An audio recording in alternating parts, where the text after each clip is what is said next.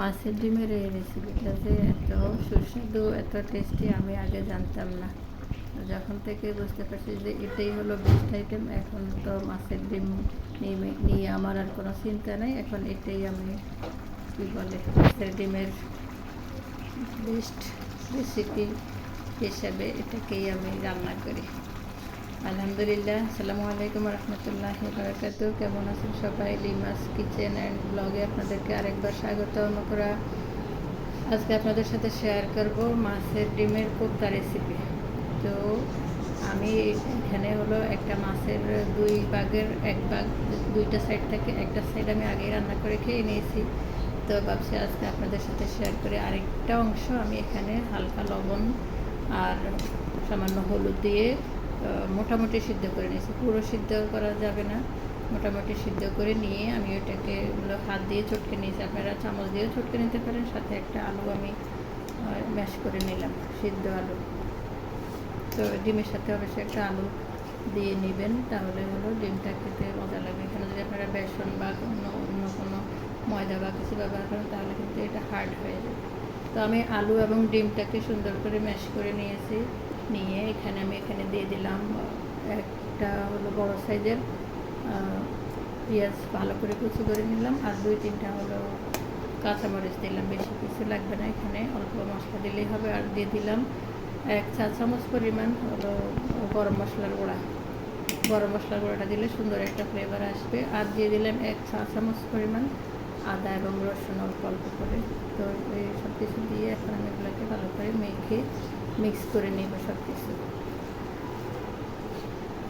ভালো করে এগুলোকে সুন্দর করে সব কিছু মিক্স করে নিয়ে এগুলোকে আমি হলো সুন্দর একটা শেপ দিব।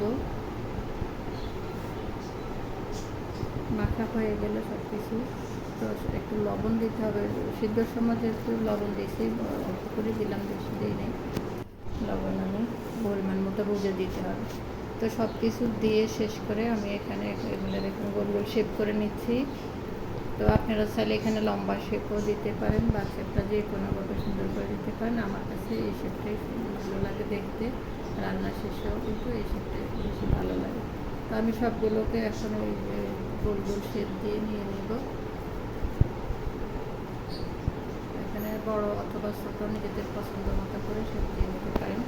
তো আমি সবগুলো দিতে পারছেন, আর সবগুলো অবশ্য আমি নেই নাই। আমি এখানে বেশিরভাগ অংশটাই আমি করে নিয়েছি, আর বাকি অংশটা আমি রেখে দিয়েছি পরের কারণে। তো আমার প্রয়োজন মতো কিন্তু আমি আপনাদের প্রয়োজন মতো নেবেন আপনারা। তো এখানে একটা ডিম পেটে নিয়ে আমি সামান্য একটু লবণ দিয়ে একটা ডিম পেটে নিয়ে গোলাগুলোকে আমি ডিমের চুপ দিয়ে, মানে কাবাবগুলোকে ডিমের চুপ দিয়ে হলো চুলাতে হলো কড়াইতে তেল গরম করতে দিলাম, আর তেলে দিয়ে দিলাম একটা একটা করে সবগুলো কিন্তু দেখতে পাচ্ছেন সবগুলো দিই নেই, মানে অর্ধেকটা দিয়ে দিলাম। তেলে দিয়ে এগুলোকে আমি 1 পিঠটা ভেজে নিব। বেশি সময় লাগে না, 1 মিনিট করে আপনি 2 পিঠ, আপনারা 2 পিঠ কিন্তু হালকা করে ভেজে নিতে হবে। বেশি ভাজার দরকার নেই। এখানে আমি যে 2 মিনিট 2 পিঠ 1 পিঠ করে ভেজে নিয়ে উঠাই নিলাম একটা কী বলো অংশ। বাকি অংশটাও আমি তেলে দিয়ে সেটাও কিন্তু ভেজে নিলাম। আর দেখতে পাচ্ছেন এগুলো কিন্তু সুন্দর সফট হয়ে গেছে, মানে হার্ড হয়নি। আলুটা দেওয়ার কারণে আবার ডিমটা দেওয়ার কারণে এটার কোটিংটা ভালো হয়েছে। ডিমটা অবশ্যই দিতে হবে, ডিম না দিলে কিন্তু এটা তেলে দিলে ফুলে আসবে। আর হলো তেলটাও ভালো মতো গরম করতে হবে। হালকা তেলে দিলে এটা আবার ফুলে যাওয়ার চান্স থাকে। হালকা গরম তেলে দিলে একটু তেলটা মোটামুটি ভালো মতো গরম হয়ে গেলে এটাকে আপনারা ভেজে নিয়ে নেবেন। তো আমি 2 পাটে ভেজে নিলাম আমার এগুলো। আর এখন রান্না করতে চলে আসলাম। আরেকটা প্যানে আমি তেল দিয়ে দিলাম কিছুটা পেঁয়াজ কাটা দিয়ে দিলাম। একটু বেশি করে দিতে হবে পেঁয়াজটা। আর পেঁয়াজটা কিছুক্ষণ ভেজে নিয়ে আমি এখানে দিয়ে দিলাম 1 টেবিল চামচ পরিমাণ উঁচু করে আদা রসুন বাটা। আদাটা একটু কম দিয়েছি আমি, রসুনটা একটু বেশি দিয়েছি। মাছের সাথে বেশি আদা লাগে না, তো কোপ্তা হিসাবে একটু দেয়া আদাটা। তো আমি আদা রসুনটা কিছুক্ষণ ভেজে নিয়ে এখানে 1 কাপ পরিমাণ পানি দিয়ে দিলাম। আর পানি দিয়ে এখানে দিয়ে দিলাম হলুদ গুঁড়া এবং মরিচ গুঁড়া। মরিচটাও নিজেদের স্বাদ এবং পছন্দ মতো যতটুকু জাল খাওয়া যায় সেই পরিমাণেই দিয়ে দিব। আর হলো দিয়ে দিলাম স্বাদ মতো লবণ, আর দিয়ে দিলাম আমি 1 চা চামচ জিরের গুঁড়া, ভাজা জিরের গুঁড়া।